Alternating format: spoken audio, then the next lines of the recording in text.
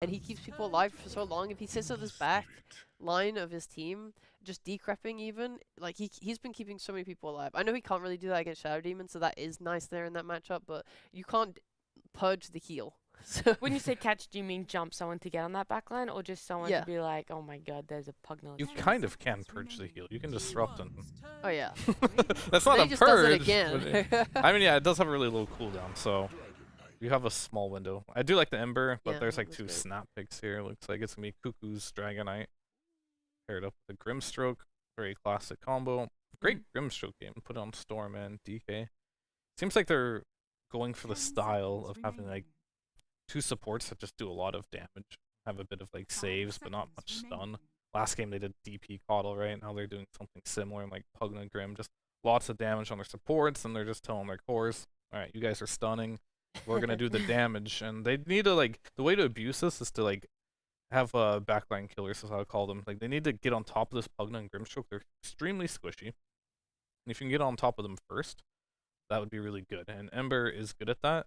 And so picking a carry as well that can do it, like a PA or something, could be good. I don't know if you want to pick that into DK. I mean, it's sure it's a fine matchup, but oh my goodness, that hero does get on the back line. I will say that, but... Is this your most hated hero when I asked you what your most hated hero was? I mean, not most hated. This is just my least favorite hero. Okay, yeah, least favorite. Whatever. Close enough. I just don't enjoy playing Clockwork. You asked me what hero do you not like playing. I like Yeah. Clockwork. Yeah, it was Clockwork. Yeah. Oh. Oh yeah, I was wondering. They have lost picks, so they're gonna pick their carry there. So it makes sense to get their next support now. Clock, he's great backline jumping, and I really like that they have active supports now. Shadow Demon's not like the greatest laner, but he's still gonna be like happy to run around with like with Mars and Clockwork and make an Ember and make stuff happen. So I like this way more. They just seem like they have so much more initiative now on Polaris's lineup. Do you think the Clockwork pick is going to help Ember mid a little bit more as well if it makes the right rotations? No. No? Clockwork doesn't do anything to Storm. It's just more Unless about they like can... later in the game when they're running around to try to get some pickoffs. I mean, maybe. This is kind of like... When's the last time we've seen a Clockwork? You know? Good question. That is a good question. It seems like Polaris is bringing out like all the old position 4s now. We see a Tiny, we see a Clockwork. This could be a Clock 5, of course, but still, like, I have very little faith in this hero. But I do like the idea of the hero. Yep. But just like, in theory, you kind of like the idea of AA versus DP as well. But will it play out well? I think Shadow Demon is fairly weak laner, as you mentioned. I think Clockwork's not too hot either right now as far as the laning department goes. I kind of like it with Mars though, just because you cog someone and then it's a free spear. Yeah, I guess. It's just nice. If you can cog him. It's not that hard. We'll see. I'm betting that this Mars Clock lane does not win, but that's just me. But I think Clock will probably be a 5 on it. I imagine Shadow Demon Mars makes a lot more sense. If Clock does go 5, what's a carry you'd like paired with Clock? Yeah, I mean, I'm Who does trying to Clock think enable? about that. Mainly range heroes. You want to be able to hit through the cogs, right? Yeah. So, Do you think Huskar is a potential for Polaris here? yeah. I mean, first DK, definitely. Scary. I don't, like, it's definitely super cheesy, but... We've seen a lot of cheese this tour. We're from actually going to C. see Sniper. Oh my god, yeah! Into Storm. Into Storm, yeah, I don't know about that one. Versus Dragonite, what would I want to pick against this matchup? With a Clock in my lane? What if you go the other way? If you're T1, what do you want to pick? To make Polaris' last pick even harder? If I'm playing as T1 here, I want to play something that doesn't get cogged easily. So PA sounds pretty good. You can just kill the Shadow Demon. You know, if you do get cogged, you can always jump out.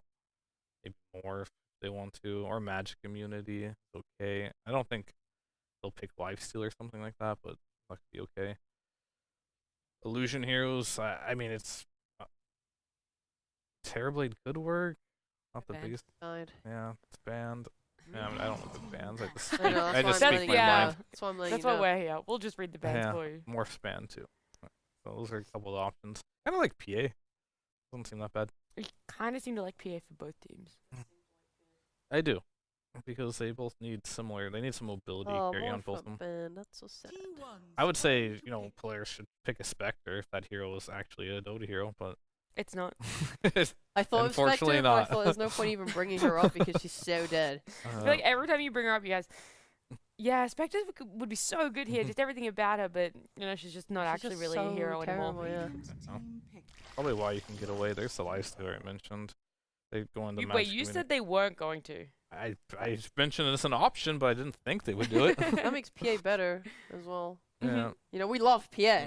We love We do PA. love PA. Morph Please just pick the PA. PA, Morph TB band, those would be good picks too. Oh, the Natsumi Nature's Prophet. Oh, that's more Alright, exciting. That's way more exciting. It's like the Huskar pick. Well, two other things that are super exciting are Lyrical and Gods, who are going to be joining us. You guys look so excited. Give me some breakdown for these. Anything that takes you by surprise and anything that you think is just absolutely going to roll over this game, Lyrical. I mean, I think that the thing that I want to see is, like, it feels again as if you can play mega fast with this Polaris draft, right? Natsumi, maybe he can just start running around the map, taking down towers constantly, but then, like, maybe they're just stuck in the same position again. So I'm worried about them. I think T1's got all the momentum. They got this one. Yeah, I feel like every time we see this Nature's Prophet, it's like, oh, it's a good game to play Nature's Prophet and play a quick game. It falls off, and it doesn't actually, you know, snowball hard enough. So I'm a little worried for Polaris.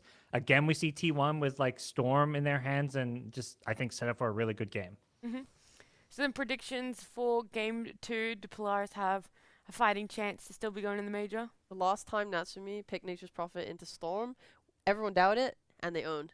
You know that level 20 leash talent? Mwah, chef's kiss. I'm so excited. Alright, I'm so down. you're still all in for Polaris. All in for Polaris.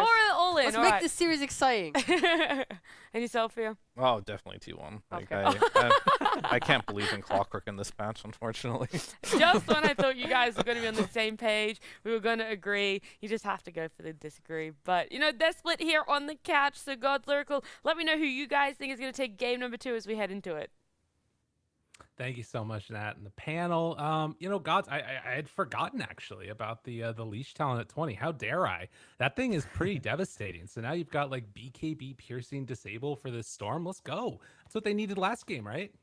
It's definitely nice. It gives them something. I'm still a little worried because I also feel like not just I think other than that, Storm set for a pretty good game. I also think Lifestealer set for a really good game. Like again, Nature's Prophet picked good against Lifestealer, but against all these other heroes like Lifestealer into Mars, Clockwork, you feel pretty happy to be a Lifestealer. Plus, you've got the Storm as an infest vehicle, which really just boosts up like your power spike. So I think T1 has a pretty scary draft.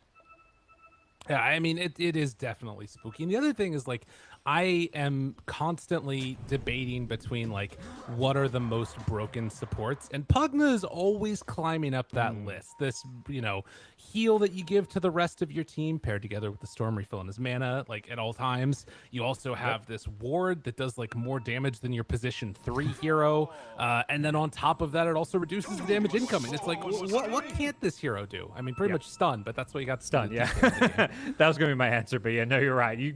No hero does it all. I mean, if Pugna's up there, I'm curious. Where does Clockwork rank then, Lyrical? This is, you know, like they have those like sort of situations where in the mines of Moria, there's like those like disgusting creatures that were in the lake at the bottom. That's where Clockwork's at right now. That's what's going on. So this is his time. He's going to climb out of that lake. You know, it's Clockwork. Lovers in the chat, rise up. This is your moment. Polaris, they're looking to show what this hero can do. See if they can do it. A banish already off the bat. And Gabby gets on in, sneaks away that bounty rune. No problem. That is going to be an interesting one, though. The Shadow Demon, that's one way that Lifestealer doesn't love to play. You just get hit by that Demonic Purge. Mega annoying. Yeah.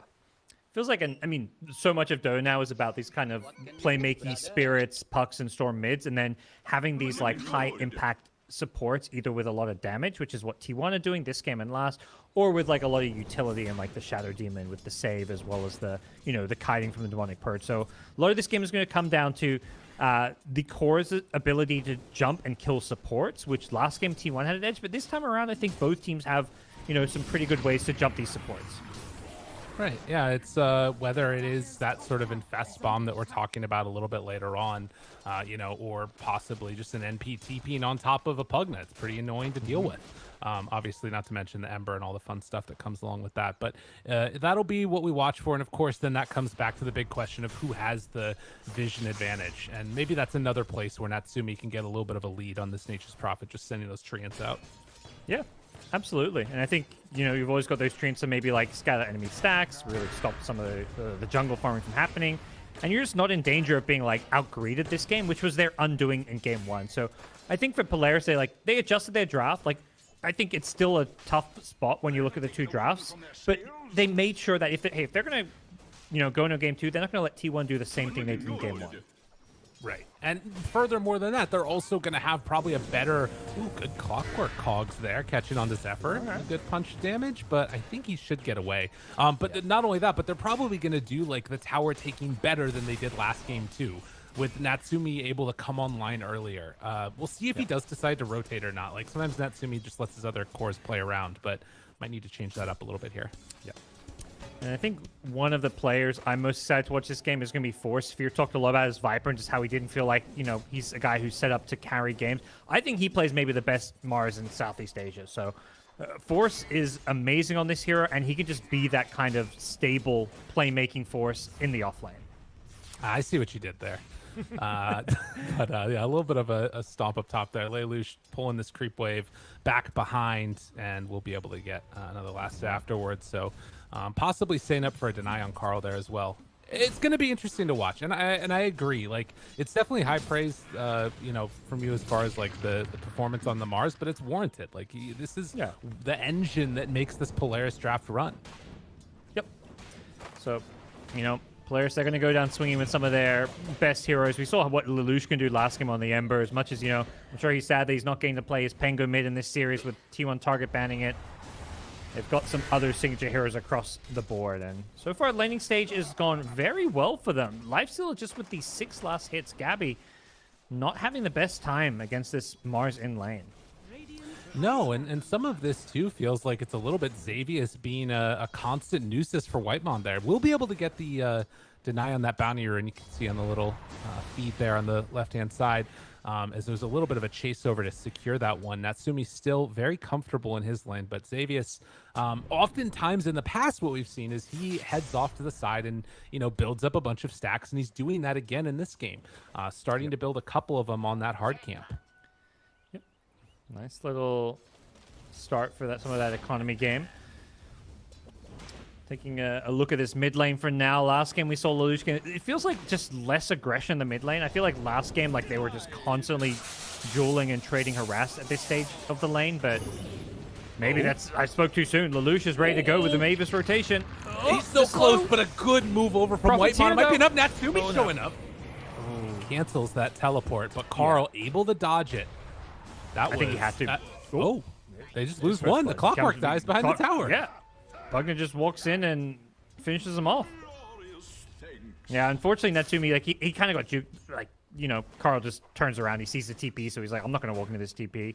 But it is a little hard to kind of connect on those early teleports if you don't have a stun setup. And that was the thing. You see Clockwork's weakness there. He doesn't have boots, no wind lace. This hero is, not bad base move speed, but they're going in on Carl again? No. Okay, maybe it's thought about it, but not looking to dive move. He said it's top. They take down Gabby. That's a big kill. That's a really nice one. And again, seeing why, Force loves to get on this Mars when he gets an opportunity to. Yeah, I think that oftentimes these mid matchup things, it can come down to 1 or 2 decisions, and you see players learn throughout the course of a series how to play the matchup better. And it feels like Carl's definitely been responding really well after that solo kill in last game. Yeah. It's always nice. It can feel like a little bit of a warm-up game in ways. Vortex mid Carl gets slow. He's level 6. He just used that to deny a range creep. So just some cheeky little plays before he heads back to base to heal up. He knows he can't really stick around. And look at this at Xavius, the Shadow Demon over in the jungle. After building up the stacks, is just going to take it all himself. He looked around and he's like, oh, I don't have a Medusa on my team. This is mine. I did this. I get to take it. Fast level 6, I guess, and maybe some fast early game items too. Huh. Very interesting. Yeah, I'm just gonna pop the salve and then another round of the clarity. But I mean, he's almost got more last hits than the lifesteal. Obviously, a lot of this jungle, but nonetheless, if this, Shadow Demon gets off to a good start, this is one of those heroes that, like you said, can be such a huge impact. Just down bottom, a haste rune bottled up by Carl. He got it. Yep. Nice little play, zipping over him and using the vortex to keep it out of Lelouch's hands. And yeah, it does open up that possibility to rotate to a side lane. He doesn't have a TP scroll since he walked back to base and TP'd in, so I think that gank threat is a little bit lower unless he brings one on Courier, which he's not. TPs are expensive, and he's a greedy mid, so he's like, I'm not buying no TP scroll. Absolutely. Who needs it? And you can see that across all the lanes, it's looking pretty good for Polaris. It is. Yeah, they can kill this Pugna. That'd be nice down bottom. This is, I mean, theoretically, Clockwork, should be the answer to Pugna. Great hero to jump on top. Battery Assault stops Pugna casting any spells, but, it's always in theory because there's a reason not many teams are picking Clockwork, but so far the Clock pickers looked all right. Oh, and a good dodge. Natsumi drops down a Sprout, doesn't really stop the aggro, and it looks like with Cuckoo there, they will be able to play cleanup. So a nice rotation from Carl secures a kill, and Lelouch, with that rotation, wasn't able to get anything in return. And the Pugna TP's in to refill his bottle, so Carl going to be a very happy camper with that rotation. And that all goes back to a very tiny little play where he zips and uses the vortex to secure the haste rune, leads to a kill on the enemy carry, and just puts T1 in a nice little spot here in the early game, slowing down some of that Nature's Prophet snowball. But Natsumi just bounces right back, and he's mid. He's TPing in, looking to take this tier 1. Right back at it. They already have the ward down. Zephyr only 1 point in it at this early going. But with Natsumi summoning trees, they've still got some pretty good pressure onto here. Even the Storm Spirit illusions tanking through some of this. They're going to get this tower, or at least get it very low. No more glyph available. Whitemon going for the deny. Doesn't happen. Close. Good job by Xavier to secure it. And this has given Gabby some space to kind of get some good farm back in the top lane, but yeah, Forces just had a complete free farm lane, it feels like. So this Mars is really set up to have a big impact on this game, whereas Gabby in the lifesteal is going to be playing a lot of catch-up. Yeah, always frustrating. And particularly if they start rotating and shutting down the places where he can actually farm and force the lifestealer out of here. They have level 7 on Mars, 4 points up in that spear. And Natsumi is still sitting mid, but with teleport available, might make that rotation up top pretty soon here. Carl comes back. TP's to the mid lane, so it doesn't look like they're too invested in trying to fight this. They know they scan this. They baited it out, so Rage already there, and they'll find the kill. Grimstroke goes down. A nice catch, and Gabby's still sticking around this area. 10 more seconds left as Mavis dies over in the river. Yeah, I think he was trying to connect with the team up top, but got caught out in the river, so not a place he should really be there, but I think Polaris, they took the mid-tier one before taking this. This top tower has not even been touched yet, so would imagine, it's always this trade-off. You don't want to 5-man too much with the Nature's Prophet. You want to make sure Natsumi also prioritizes his item progression if he's coming to every single early game push. You're going to just not get quite the same farm. So I like that we see Natsumi not just going all in on this early push, early towers. Wants to get a good timing on his Orchid. And then make those plays a little bit later on, because Storm going for 3 null talisman now into treads afterwards. I mean, we don't see Storms go Yules or anything else like that. This Orchid is going to destroy him if Carl gets caught. Yep. Making sure they have the answers here. Probably force Carl into a pretty early BKB pickup. May even just go for its first item. I wouldn't be too surprised to see that. Lelouch. Found. Oh, that silence. It's so annoying. And Whitemon, can you give him a second there to think about it? You reckon it's lag? I don't know. I'm not so sure. Full packet loss. Yeah. Whitemon's a good boy. Yeah. That's very accurate to be, you 47, He's making it clear, I think he realized the timing of that pause. He's like, I gotta say something because this looks bad. Yeah, right, exactly. He's like, please believe me. He's like, I'm gonna click DC just to make it look legit too. This, I feel like definitely a legit pause, but obviously timing a bit unfortunate. Lelouch, he's dead to this overload hit. It looks like. It does have actually does have 21. Is that going to save him? If he gets it off, the stun looks too long. Yeah, I think he's dead. I mean, there's a chance, I guess, obviously. You know, I feel like this 47% packet loss is going to become a new meme in the C servers, you know? you get somebody down, you kill them, you pause, and 47%. That's enough said. If you're Polaris, that's what you do. Next time you go for a kill, you pause and say 47%. Get some revenge. There's a slight chance. Okay, mistakes were made. There's a slight Cuckoo, chance. letting us know with the new voice lines. I have not played the Persona Dragon Knight enough to know all of them, but the voice super annoying. Sorry if that's offensive to people, but I can't handle it. Okay, won't even get a chance to get the wand off. I think even if he popped the wand, he dies to the ball lightning chase. So, right.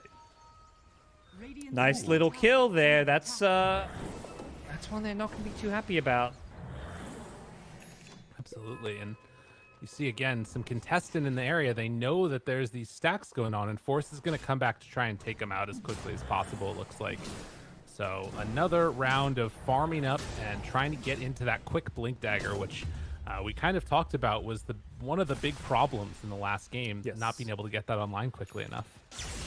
Force is going to get to play to his preferred style, and I think he definitely didn't look too comfortable on the Viper last game. So happy to see him on the Mars. You're in a deciding game. Like they have to. This is it to get to the major. They have to win 2 games in a row. T1 just needs the 1 game. So everything at stake here in game number 2 for both teams, particularly Polaris, who it's do or die. Pop in dragon form. Lelouch finds Whitemon again, and Mavis there as well. This should give Clockwork 6 if they can get this kill on the other side. They bring in Force. Cuckoo, he's caught. He's dead. So a couple quick kills give the supports level 6 before they even happen. And I mean, this is great for Polaris right now. Yep, we're feeling Force have his impact. No, even without the blink dagger, like you think of Mars, like mobility comes with the blink, but he just knows when and how to TP, make sure he can kind of connect on these plays, and they're in the perfect spot. You've got a Nature's Prophet, you win a fight, you take tower right afterwards. This is so far been a pretty good start for Polaris. They're even-ish on gold, but it does feel like they're going to hit these item timings and have, be able to put T1 on the back foot. Like Orchid Nature's Prophet and Mars's Blink are going to pretty much sync up this game, it feels like, and that's where T1 are going to have to resort to really playing it safe. Right.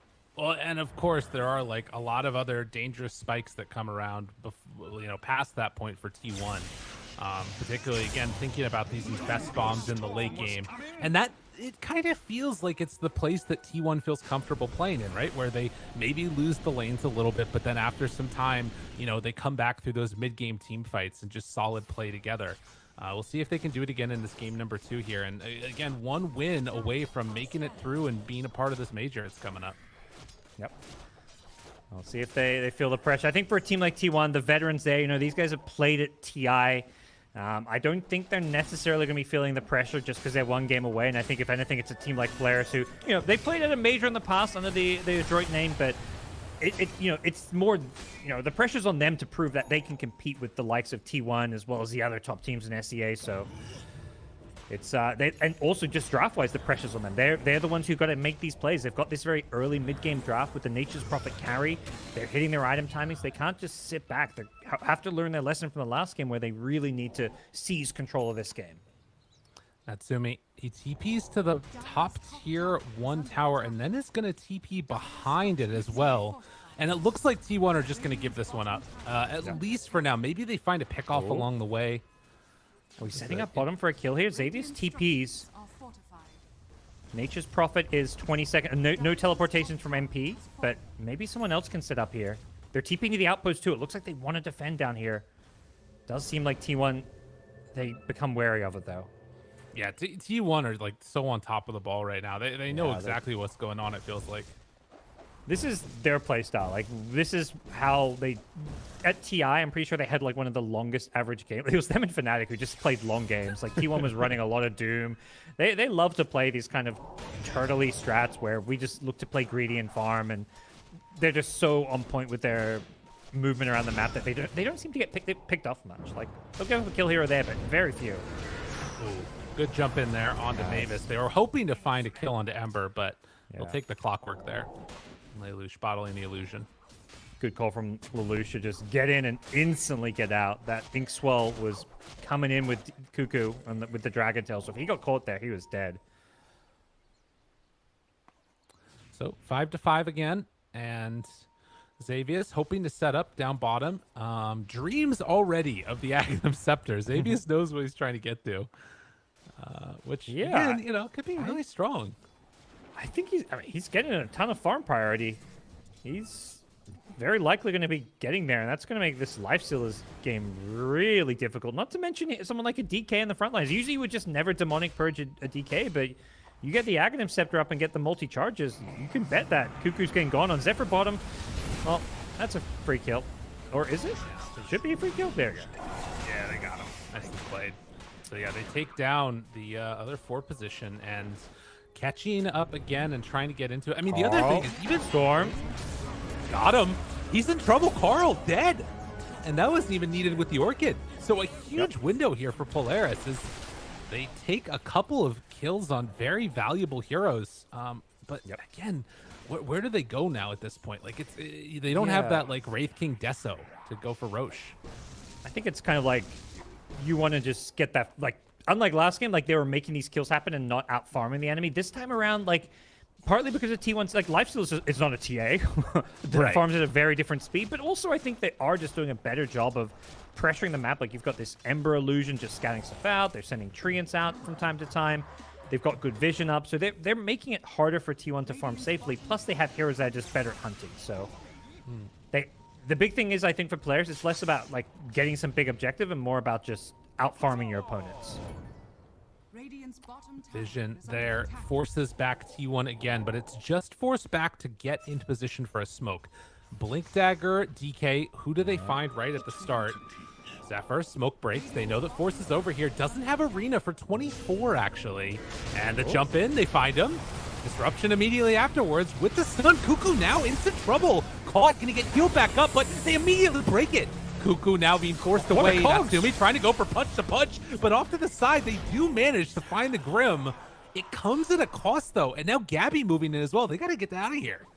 A good cogs, but in the end, not enough follow-up damage. I think just a tricky one for Nature's Prophet to TP into until you get BKB. Like, you don't want to force that fight. Pugna happy to keep Cuckoo alive there with the life drain, and just not quite enough damage on the player side. If they had the Arena, I think that fight could go a little bit differently.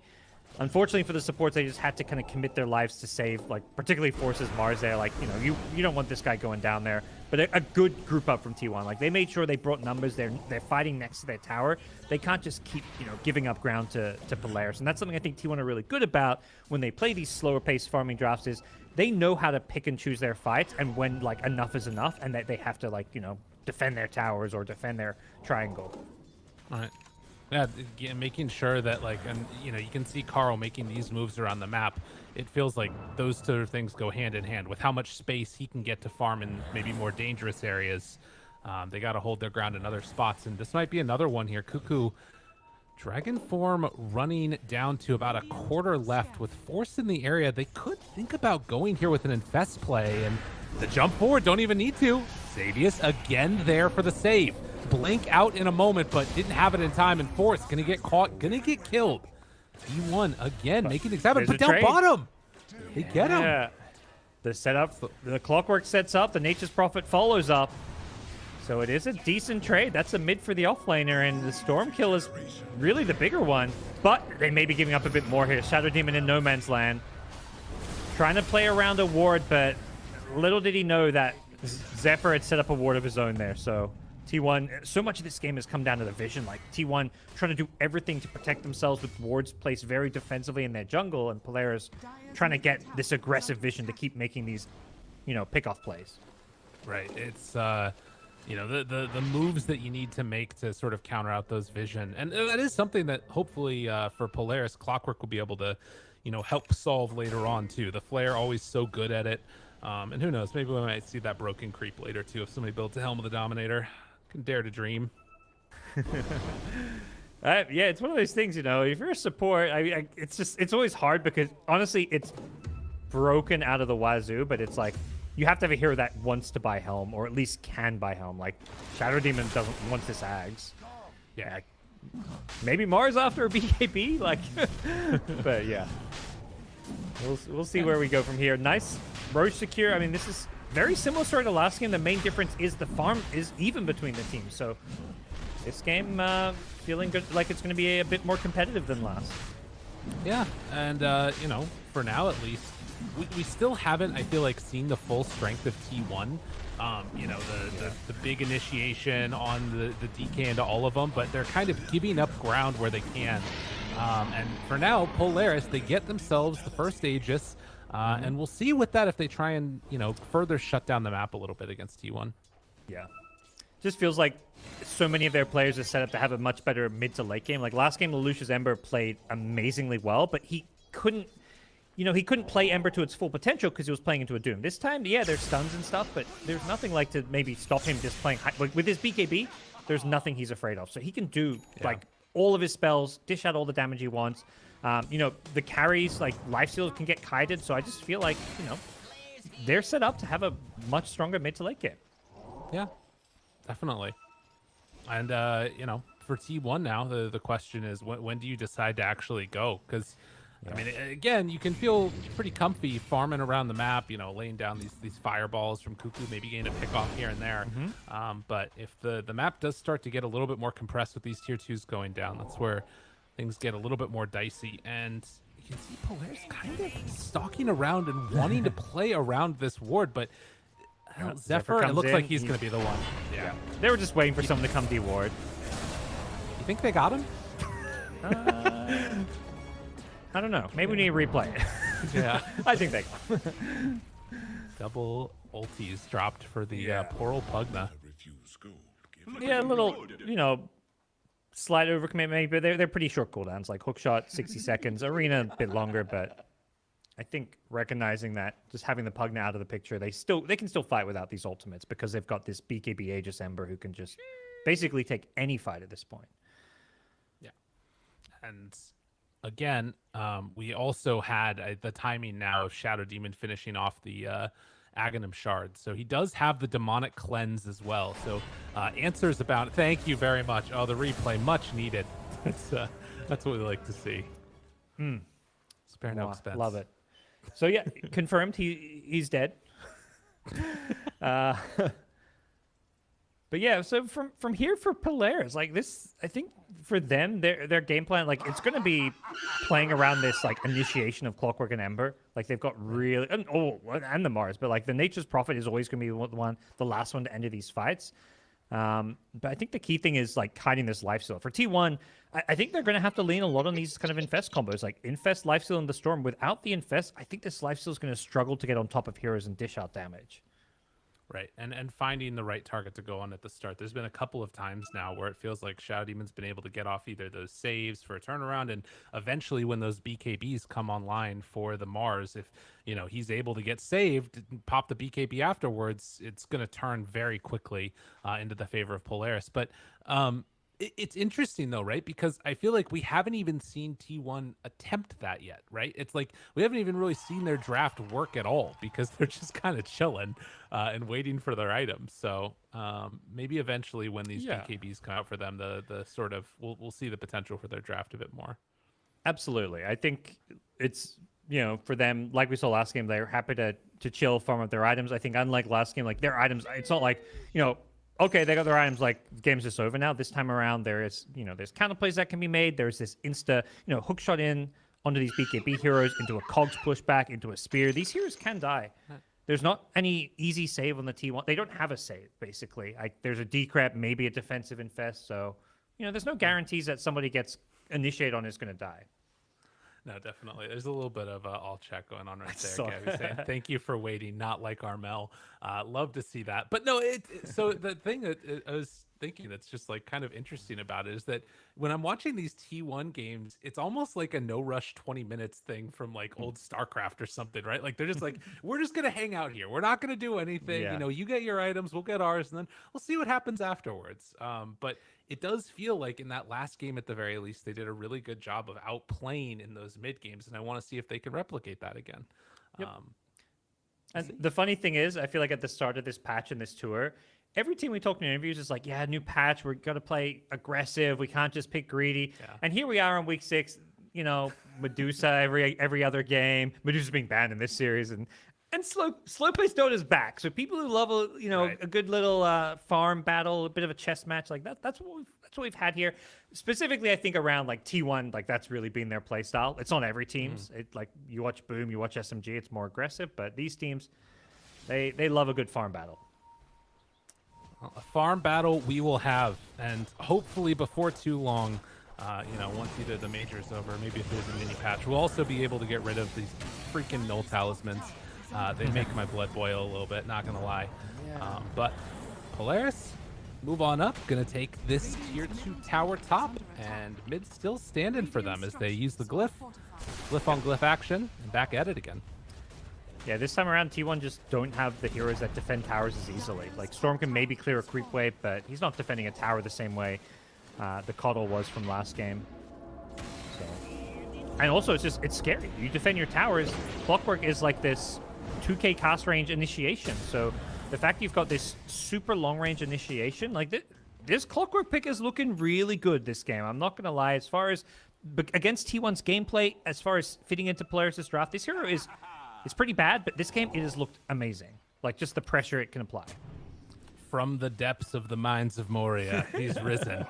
Good old Clockwork. All right, can he get in there and make some more stuff happen, though? They have Gabby over behind some Ancients.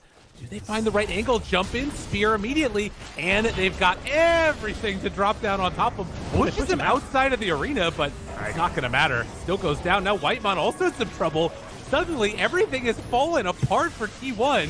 They lose the tier 2, and now Carl goes in. BKB tries to find the kill. The cleanse that keeps him alive. Oh, jeez. And now Carl, he's in trouble. They miss completely on the spear, but it's not going to matter. Carl is dead, too. And, oh no, not Cuckoo. Not Cuckoo, too. And he's done. And he's barely. so close.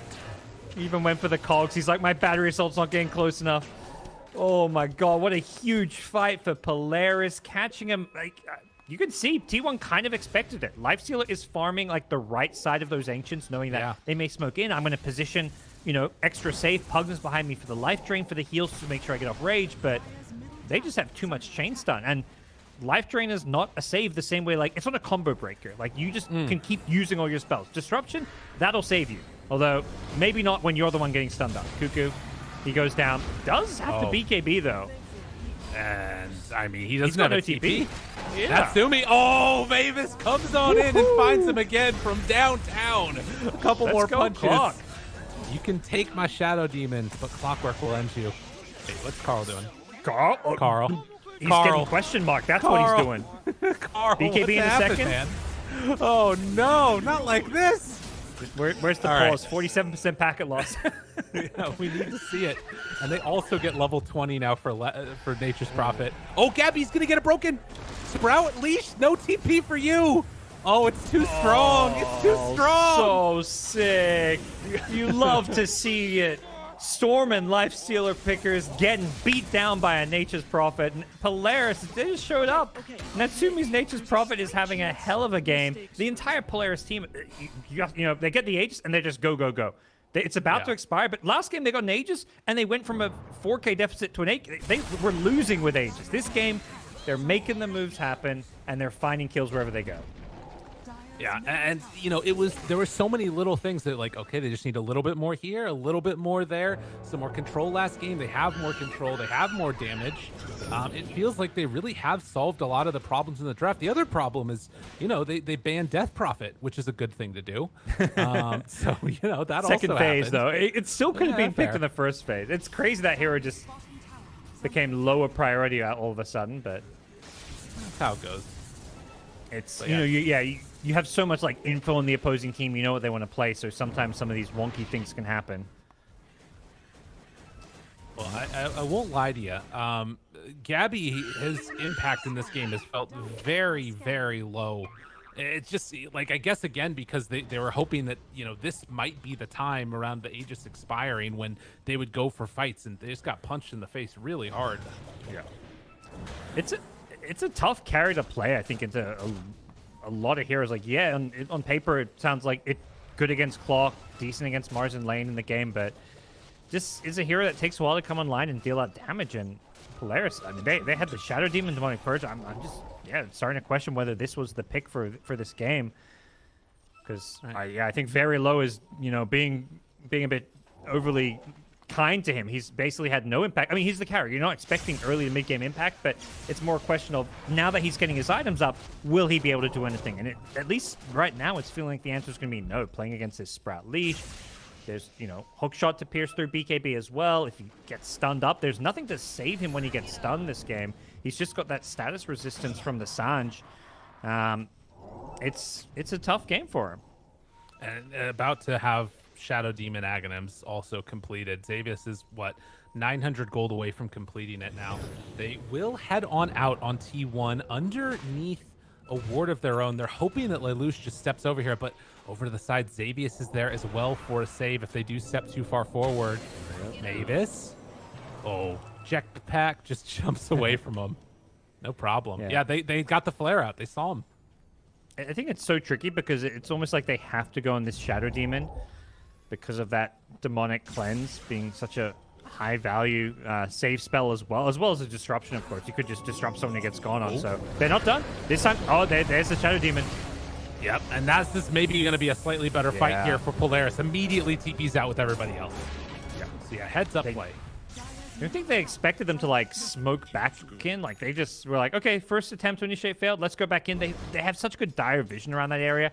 Unfortunately, the end result is you kill one support and just like spent the entire last like 90 seconds like really trying to force a fight. So I think Polaris farming Ultra on the map are going to feel like, they did a good job cutting their losses, and not just cutting their losses, but Lelouch is finding some sneaky little pickoffs here to kind of even the scores. Yeah, that sentry just out of range, and now they find him again, and in trouble. Carl gonna be caught, gonna be leashed, but the turnaround. Cuckoo there. BKB was not popped. Do they have anything else left in the tank? Cuckoo still trying to run down Natsumi. He's gonna TP away himself. And do they have enough damage? They do. So take down the Nature's Prophet, a much needed kill. It's so much gold for Gabby. Yeah, huge one. Just a bit of a overzealous Nature's Prophet. They had the BKB, but doesn't pop it. So by the time he pops it, after the stuns were off, it's it's a little bit too late to save his own life there. Really well done by T1 to turn that one around and get a key kill. It feels like the first like big kill to get them back in this game. They're still playing from behind. I think Polaris, they're gonna be thinking, okay, we need to play around this next Roshan maybe. It is respawning here, and no Nature's Prophet for a little bit, but not the easiest thing for T1 to go for. Yeah, definitely need to take this tier 1 tower mid first, so that way the easy reinforcements can't come in. But even if they do, like the outpost is there, T1 just kind of need to reset a little bit, it feels like here. But Gabby getting closer to that Basher too, which could make a pretty big difference. And where will they go? Yeah, they will. As good as this level 20 talent is on Nature's Prophet, this game does get harder for the Nature's Prophet the longer this game goes. Like, you're going to have this Basher Lifesteal. You're against Storm. There's just a lot of heroes that can kind of get on top of you and make life hard. And then, it's like, who are you actually killing? Like, DK in the front line is very tanky. Storm is just, going to feel very hard to deal with as well if you're not locking him down. So we'll see how Polaris continue to make, if they can continue to make plays. This next Roshan, if they can secure it, is going to put them in a really nice spot, though.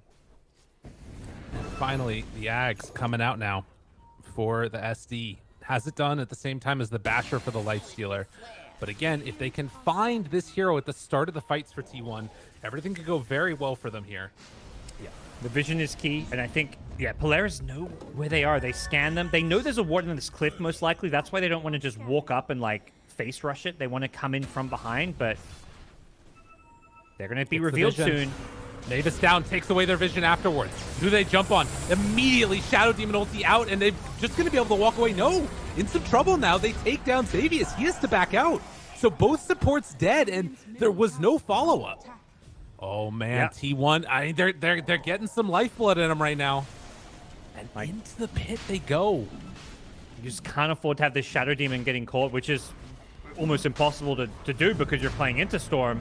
This Storm's #1 priority is always going to be Shadow Demon. If he gets off multiple Demonic Purges, gets off saves with Disruption, with the cleanse as well, like, triple cleanse, triple Demonic Purge is a lot of impact on a fight.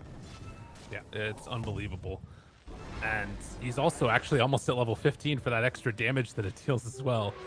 Going for an Aeon Disc afterwards. It's funny the way that, like, the vision game impacts this so much, and particularly, like, being able to find that super high impact hero in the Shadow Demon. That's the thing. Go back to what we said at the start of the game. Like, so much of how this mid to late game plays out is these spirit heroes are going to be hunting supports. Like, Ember did the same thing that the Storm and the rest of T1 did. He just jumped the backlines. He pops BKB. He goes on supports like Grimstroke, as well as Pugna. He kills the Grim, and, there's not anything Grim can do. Whitemon has brown boots, fluffy hat. He is hella poor on this Grimstroke. So, life's tough for a support, and that's something, you want to keep punishing for both sides. Gabby trying to beat that face right in front of him. Remnant's in immediately. Whitemon knows it's coming. Can't do a thing about it, though. But the bash, that was pretty good. But afterwards, the break onto both. They do find him, though. Carl actually going on the Nature's Prophet. And now another Demonic Purge, so no overload charges for him. Force gets saved. Oh, my God. They're ripping him to pieces there. Now stunned, now controlled. Force still living through it. Do they have enough left in the tank, though? Natsumi turning, wanting to fight. The Scotty doing a decent amount, but it's not enough. And actually, Natsumi's going to go down, too. They outlasted him there with the buyback from Cuckoo, and now T1 are going to run it down. Oh, boy, that's huge. That's Roshan. That's maybe even more. Just, we're getting to this point. I mean, we kind of mentioned it. We hadn't felt Gabby's impact on the game, and, well, this is him saying, I just need to finish my items.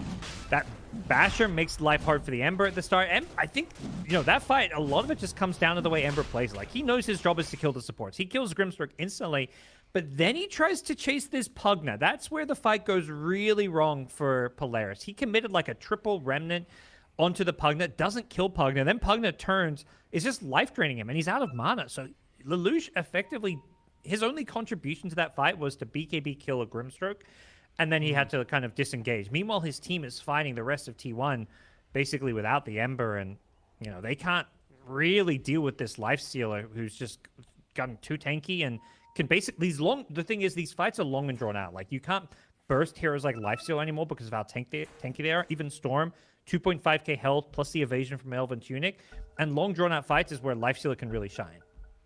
Well, and again, it feels like this sort of decision to not have like a full inventory also for the NP had queued up the AC, instead is now going back for the Mjolnir.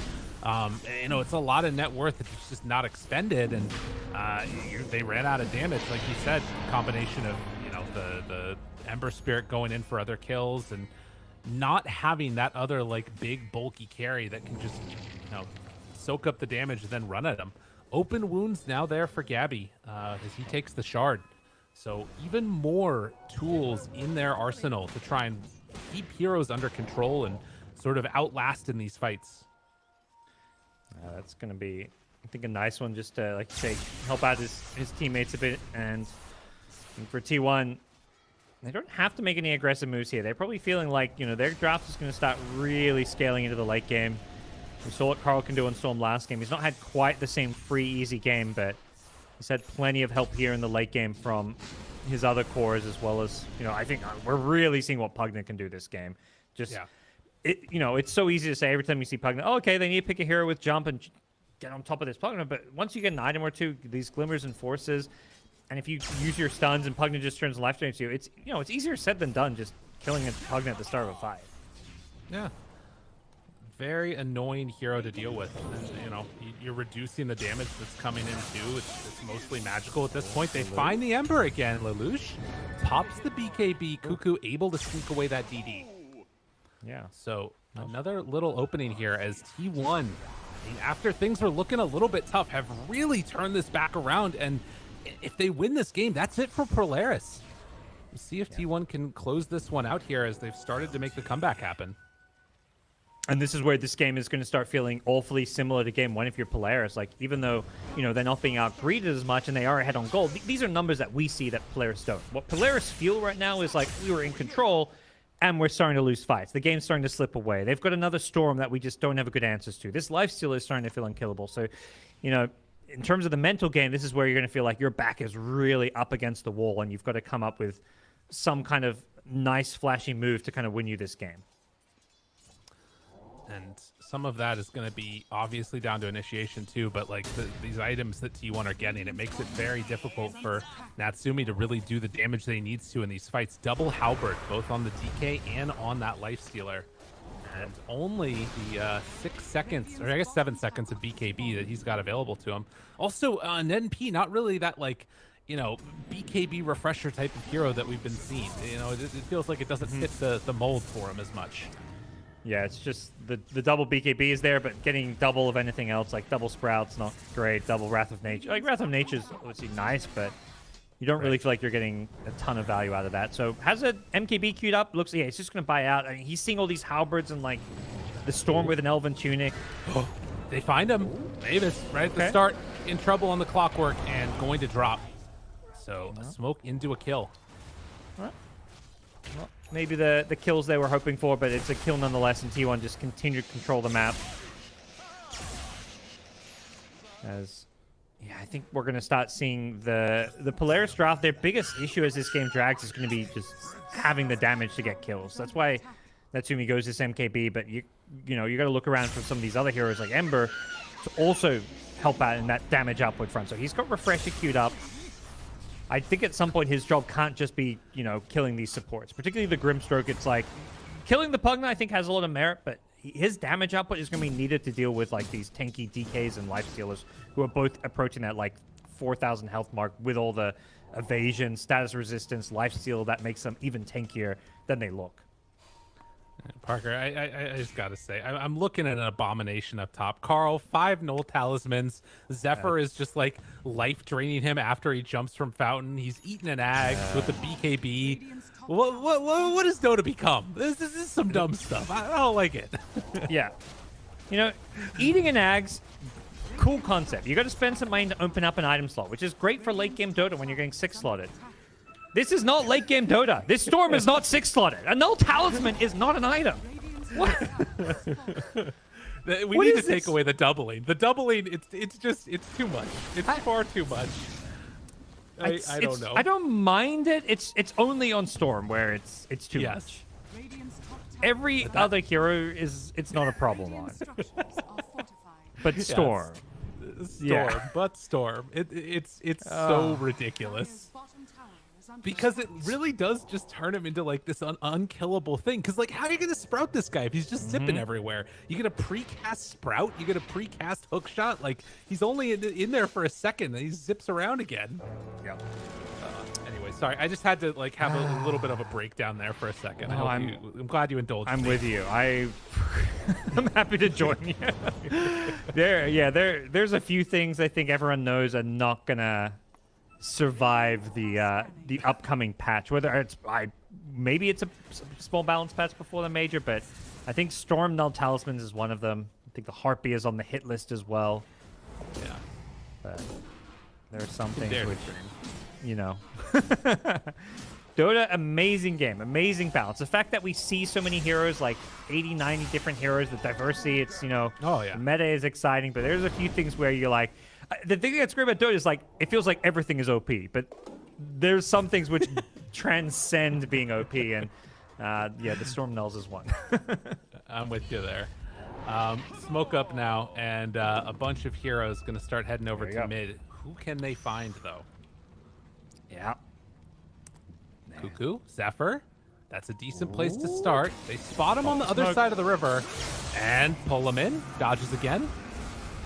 Carl, do they go for any more? It doesn't look like it yet. Mavis actually going on in with the jetpack, trying to find somebody.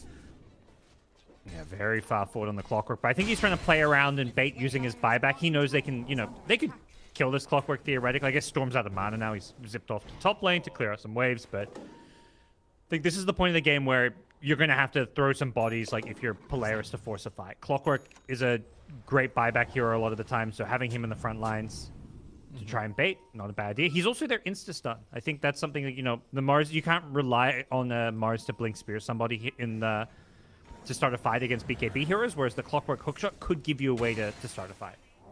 Right. And there also is now this like double rounds of refresher Ember, refresher Mars. Like this has, you know, while not that instant disable that you're talking about, at least a good amount of control, particularly once BKBs run low. But it's a matter of will Polaris have the damage that they need in the duration of that. MKB again done with the Mjolnir on the Nature's Prophet. He's going to start hitting very hard. He's very much, yeah, can probably drops his treads maybe to get this Satanic a bit later on, but definitely similar to Clockwork, Nature's Prophet, amazing buyback hero. So, you know, I think Polaris is seeing how these fights are not going as well for them. They understand they're going to need potentially buybacks to win a key fight that could be coming very soon. 20 seconds until potential Roche respawn. Both these teams going to be eyeing that one off. And T1 just comfortable for the moment, not even going over to contest that vision, to contest the outpost. Yeah. They're just staying over here in the triangle and, you know, content to wait for the timing to push again in a little bit here. Yeah, they're literally drawing circles around Polaris, exactly where they're positioned on the map. So they're reading the map well. They know it's not safe for them right now. Probably that will change around it now because Roche respawn is possible. So I don't think they want to give up this Roche for free.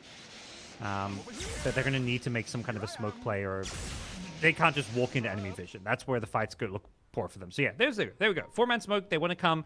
This isn't necessary. I mean, obviously they'd love to find initiation, get a pick off, win a fight, but this is also just a vision smoke. They just got 25 on Storm. Has the overload bounces.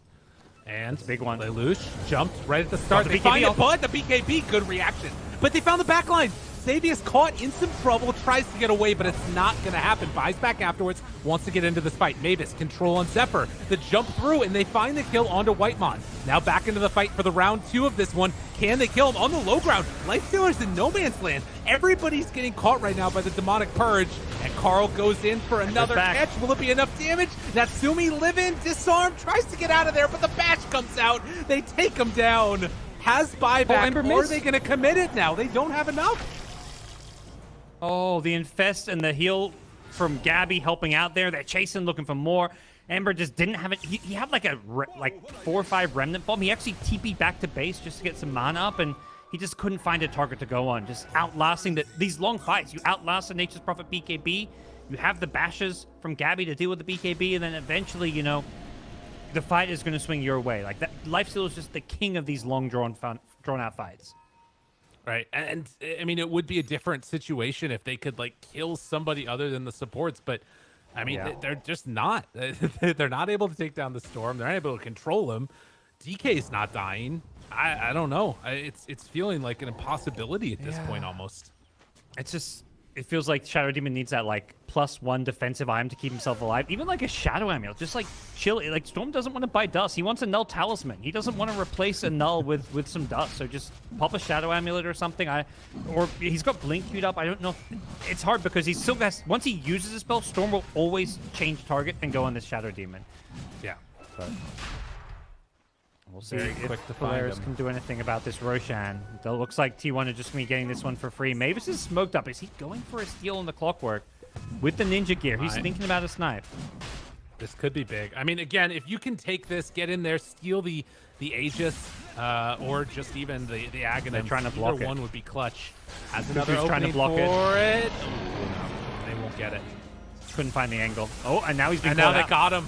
Mavis in trouble and going to die, and this is Aegis, Cheese, and an Aghanims passed over to Cuckoo, so now he's catching up in farm too, and they're facing a Tricorn. This is looking so bad for Polaris. Oh yeah, I just don't know how they kill some of these heroes at some point. Cuckoo gets a tip there. I think again, it just seems like T1 are like completely focused this game. Like the way they were like circling the minimap exactly where Polaris were playing, even though it was fog. There you saw Cuckoo. He was just like patrolling back and forth, almost expecting Clockwork to make that hook shot. And he's just like, because the Rocket Flare scouts out the Roshan pit. They know they can't win a fight there, but what Clockwork can do is go for that hookshot steal. So he's just trying to make sure that that play isn't even possible. Right. Just perfect play coming from T1 here in the late game. And again, it's like, you know, such unbelievably like measured aggression and patience, waiting for that perfect timing. And each time when it's felt like Polaris is really going to pull away, there's been a point where T1 put their foot down and they don't go any further. Draw a line in the sand and then they can't get past it. Gabby now pressuring this tier 2 tower in the mid lane. They've got one more remaining on the map, but honestly, with this Aegis, they could even think about going high ground if they wanted, or they could just chill. Yeah. Knowing the T1 we've seen, they're a team that don't like to rush things. I think it almost feels like it's similar to like for them, the concept of pushing high ground with an advantage is just non-existent. It's always like, let's just take that next advantageous fight around our vision. Enemy high ground is the place you'll never get vision, unless you want to buy a heart. Right. So I think for them, it's all about the map control. Like last game, it got to like a 50k gold. It could, you know, they've been behind on gold until like, what, a couple minutes ago maybe? 5 minutes ago was when they got a lead, and you know, a 5k gold lead could quickly turn into a 10, 15, 20k gold lead with the way T1 try and close out games in this very like polished, safe fashion. I want to believe that when Whitemon was, you know, in the Roche pit right there, he's waiting for the, you know, Roche to respawn as the Aegis is still on his hero. I was like, you know, we're just going to hang out here until it comes back up again. Yeah. I would just like to say I'm happy to see that Storm no longer has a tier 1 neutral item. He was still holding on to that like 5 minutes ago. He's finally decided to upgrade from the Fairies trinket. He's like, I guess a tier 4 neutral item is worth it. Look at this. This is the thing that's the craziest, right? Polaris set up with 2 heroes top. They're like prepped and ready. They know exactly where Carl is going to go, and they still can't catch him there because he just zips in, zips out. The wave is dead. It's over. Devastating. So much gold in that Tsumi, by the way. He's top of the net worth, but it's like gold where it's like, what can you buy? Oh, yeah, sorry. No, they got him. Out. I mean, Lelouch gets away, but Mavis is going to die. It's too easy for it to happen. Yeah. And that seems like their approach to late game Dota on T1. It's like, let's find these pickoffs. Like, the enemy's going to get desperate because they're losing. They're going to feel forced to make plays. And when they make these plays, that just sets us up to punish. Right. Storm, in the meantime, eyeing up that arcane blink, but the eyes now are up to high ground. And so it looks like they do want to make a little bit of a play here. So the Pugna ward down. Gabby sitting pretty, has the Satanic still at hand along with a minute left on this Aegis. But as the glyph comes out, they will back up. They need to defend the other top side of the map. Yeah. Not looking to force this because of maybe the split push or just, you know, what's at stake here. This is a slot of the major. They want to play it safe. Natsumi does show himself bottom. He's getting pinged, so he's going to, you know, do this annoying Nature's Prophet. Rat Dota is always what comes to mind, and that's kind of a bit of what's going on here for Polaris, just because partly they're not able to take a fight, but also they want to just stall out this Aegis and give themselves the best chance at winning a fight and take it when this Aegis has expired. This is truly going to become the pinnacle of Dota right here. Nature's Prophet spamming out Treants versus Storm Spirit spamming out waves with his ball lightning. I'm ready for it. I'm here for it. That's the thing. This split push is not going to, like, succeed the way they would like it to because of the Storm. Oh, they've scouted out Force top. I think they know he's up here. The Courier, I believe, saw him. Who's bite off a little bit more than they could chew. Yeah, they take down Whitemon there. Nice catch. Oh, and the Courier kill. But zip in, Carl doesn't go. He used a lot of mana to get in, so I think at some point you'd like, maybe not worth it. Not when you're alone. Meanwhile, back towards mid. Gabby gonna push it out again. They do have a creep wave there, which is a little bit dangerous coming their direction, but I think T1 are again just gonna be chilling. They're probably gonna wait for the next Roche. 48 minutes in. Is this gonna be the game that we get 60-minute items? I don't want to jinx it. Okay. You know, whatever happens and is meant to be.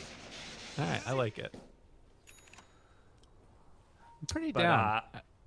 Yeah. Oh, I'm so down too. But you know, it could be the game decider. Both teams are going to play it a little bit safe, but at the same time, Polaris probably maybe feeling like they can't just play it too ultra safe. This Nature's Prophet, the net worth is just like insane, but you know, he's 6-slotted. Like, what else can he get item-wise? You know, he can buy an Ag's Blessing if he wants. It's probably not worth it. It's not the greatest Ags. It's not even. He's considering a Daedalus upgrade, so we'll see where they go. Yeah, maybe gain rid of the Orchid or something like that. It feels like it kind of loses value in the later stages. Agreed. But at least for now. They're still content just constantly killing off these creep waves, spamming them out. The bigger thing to me feels like what you were talking about earlier, those defensive items. So like Shadow Demon eyeing up like both an Aeon Disc and a BKB. That could definitely start to, you know, change the dynamic a little bit. They're trying to find a fight up top. Cuckoo infested inside his Lifestealer. Zephyr's baiting. He's got a Heart of Tarask on Pugna. You talk about defensive items, Pugna's like, I'm getting hard. And a BKB. He's charging forward. Blink. BKB TP out. It's going to be close. Oh, no. Oh, he got hit by the bash. happen. Or the Abyssal, sorry. But, yeah. They got him. Got him. Man, the fact your Pugna's game, usually Pugna's like, let's sit back and keep my cores alive with life drain. Now his game plans, let's run in first. This Pugna's 6-slotted at this point. Like, it's kind of crazy.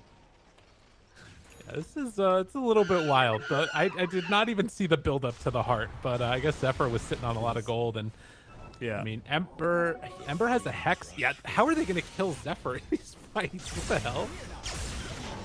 Oh, they got the damage to kill this DK here. The refresh the hex. Scotty, everything. Drop all the remnants in the wall, but Cuckoo able to live through it afterwards. Pops the cheese. It doesn't heal him up all the way. Carl's out of mana. Carl, but out of mana. Natsumi but now Gabby's turned here. upon. Broke in. Savius, he's caught him there to the side, but now he pushes him inside the Sprout now. The Kong catching onto both of them. Do they have enough? No, Carl just turns, blows them up. They didn't stand a chance. Yeah. Once Lifesteal gets on top of Nature's Prophet, it's just really bad for Polaris because the bashers are there. You can't hold your ground. You know, a Sprout leash is just not going to do anything because you're sprouting the Lifesteal in with you. So it's just so tricky for this Nature's Prophet. And, you know, you get capped on items. Like, you'd love a 4-staff there or a Hurricane Pike, but how do you fit that in your item build? It just doesn't work if you want to do damage in the late game. So great. Again, this is where Gabby shines. Like, you know, they've set him up to carry this game in the late game, and so far what we've seen from Gabby is he's approaching these fights in a perfect way. He's winning T1 most of these late game fights. Absolutely. We did just see Carl zip across the whole freaking map with this Arcane Blink done now. Nice. So that is some more shenanigans coming out here. But yeah, even with Cuckoo dead for 60 seconds and having no buyback, T1 trying to push out on the map a little bit here and make a play. I mean, I guess they just feel so unstoppable, even without Cuckoo. It's so tough. They've got this Demonic Purge. Lifesteal doesn't even care. He's like, I'm not even trying to move. I'll just happily sit here. 5,000 health. Storm trying to go at this point. Oh, Storm with a regen. I think it's a bit hard to kill Xavius. 3,000 health on the Shadow Demon with this BKB, but you just gotta force that BKB, disengage, then come back when his BKB is on cooldown. But T1 happy to just walk away. Lane of Rax. They can wait out Roshan now. Both teams will be alive for this Roche respawn though, so Polaris may not give it up without a fight. Max amounts of buybacks. So for you, what's like the key to this fight if you're T1? I mean, maybe we need to look at it from Polaris' point of view, because I feel like T1, they can do so much to win one. But what did Polaris need to win a fight? I think to me, it's ignoring the Lifestealer and finding a way to, like, chain stun and bring down, really, the Storm is the one. Like, it's kind of hard because I think Carl getting caught is also going to come down to, like, some misplay on his side. But realistically, any fight is going to involve, like, 5 heroes buying back. So I think it's about keeping your Shadow Demon alive. Basically, if you're going to buy back, make sure you're getting those trades. But yeah, the Storm's the key hero. This hero just does so much damage in any fight. They move out and smoked up. There is a ward over behind the Radiant. Cuckoo finds the Clockwork right at the start. They pop down the ulti right away, and Mavis going to die here. Now Gabby jumps in, tries to find Xavius, not going to be able to get him. That's one round of the ulti, but then the infest away, and they're fine. The backlines, though, actually killing him off. Has to remnant away very quickly as the BKB came out. And now looking for the chase down. Oh, Carl, he can chase a little bit more, and the BKB out after the Abyssal, though. They find him. And with that, Lelouch in so much trouble, gets killed off. That should be Roshan. He can buy back. It always feels like you'd rather maybe just give up Roshan and save your buyback for a high ground defense. So we'll see what the call is going to be. Yeah, I think you go back to the keys to this fight. I think they really just have to kite the hell out of Lifestealer, ignore him because they just can't kill him, and deal with everyone else. But it's so much easier said than done because to kite him, you have to throw spells at him, like a Disruption, a Demonic Purge, spear him away. So you're exposing yourself to getting caught out when you do that. Carl shows again, clears out the creep wave. Natsumi's trying to do a little bit of rat play here, but it's not quite enough. Roche is about half HP, but yeah, they keep this pressure on, and they actually are going to start to take this tier 3 tower up on the top side. Meanwhile, Natsumi thinking about just TPing into the middle of all of them. Are they going to try and fight this Mavis off to the side? Roche. But Clock reveals himself with that rocket flare. They know where Clockwork is. They have a ward down, though. He can kite Cuckoo for now. They know he's over here.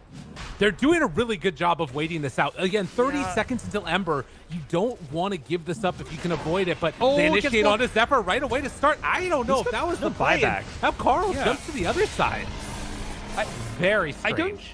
I don't think you should be going for that Roche steal when you don't buy back. I think it's totally fine when you have buyback, but I'm like watching, I'm like, is he really going to go for this? Because chance of success, for one thing, is like 10% at best. And, you know, what now you're defending high ground 4v5. Like, yeah, it's your 5 position Clockwork, and if he steals an Aegis or something, it's pretty big, but you know, he's going to steal it and then just die twice. So you put yourself in this position where T1 have a ton of control over the game, because you're playing without, you know, Clockwork, it's a small thing, but his, you know, BKB piercing hook shot, there's a lot of things you need him for in a team fight. Yeah, absolutely. They're going to try their best again to slow down this pressure. All of the lanes are pushed out right now. I think Natsumi was thinking about cutting the other one. There are catapults mid, but they find him. Xavius in trouble. Coral, though, he just zips away again. He knows his limits perfectly. Gets away from there, but the jump in. He's coming back in. Can they take him down? Do they have enough for the Gabby life stealer? They don't. The heals are coming from Zephyr. They're never going to stop. You can root him. You can try and control him, but you don't have the damage. Natsumi does have buyback. They're so low, but it just doesn't matter. This Heart Pugna is so insane. And Carl's full mana again. That is a fight where it's like, you got to watch, like, Carl pushes his hero to the limit. He zips in, he gets away in a sliver of health, he drops his items to use a cheese, re-engages, pops, like, vortexes multiple heroes, refreshes with Arcane Blink. Like, he just pushed every single button imaginable in the Storm and dished out a ton of damage. Meanwhile, Gabby, you know, lifesteal things, you just auto-attack, hit some buildings, you chill, you win your team the fight. But yeah, that was just a very well-executed team fight from T1. It just gets so hard for Polaris to execute. And again, they lost that Clockwork. I think Xavius gets a bit out of position. He pops his BKB, but you're fighting a lifesteal. He's still bashing you. He's, you know, it just doesn't feel like they're getting value out of this Ags plus Shard Shadow Demon here in the late game because of how well T1 are kind of positioning and using the Storm. Yeah, I mean, the Storm is just, it's another level of insanity. And like you said, you know, the combo of being able to, one, have cheese left over afterwards, drop all your items, and then on top of that, you've got this Pugna that's just, I mean, unlimited. It's literally unlimited heal, mana, everything. Yeah, you combine it with the Arcane Blink, which he's using in these fights too. It just, so much damage and mobility. He's probably hitting, like, we may be seeing Storm, like, near 100k damage or something. Maybe that's a bit too high, but it feels like he's doing a lot of damage in this game as a whole. I want to see how much healing this Pugna does. That's the other one. Yeah. No goodness. Polaris aren't out of this yet. It's very desperate times, but it's not completely hopeless. Disruption goes in. Force. They're looking for the opening. Tries to find the backline. They can't catch Whitemon. They got the Not Pugna. quite there. They do find the Pugna, though. Do they have enough damage to bring him down? The Hex, they're out. All the damage in the world. Mavis tries to keep Cuckoo out of the fight. He is going to pop. They finally bring down the little green man, but the blue monster shows back up. Carl down relatively low. Got a Rapier. They're going to lose Rapier. There on top of him. Is it going to be enough? Save. Do they have it? Turn, jump, tries to bring him down. Natsumi so low, and it isn't enough in the lens as Rapier on the deck. But they're going to focus down buildings. Don't even need the Rapier. Dead for 2 minutes as T1 take full advantage of this disgusting draft that they've pulled together and are going to take the last set of racks. Yep. I don't know if there's anything left to defend here. Cuckoo picks up the Rapier. They're going for the throne. They're going for the tier 4 towers. And Storm, he's in the fountain. Couple more kills on their way out. Mavis, he just can't stop it. Jumps in. GG. Gratz is called. T1 going to be the last representative from Southeast Asia. Yep. T1, a team who had a slow start. They actually lost. They got 2-0'd by this Polaris team. I think back in like week 1 or week 2. But here they are. They clawed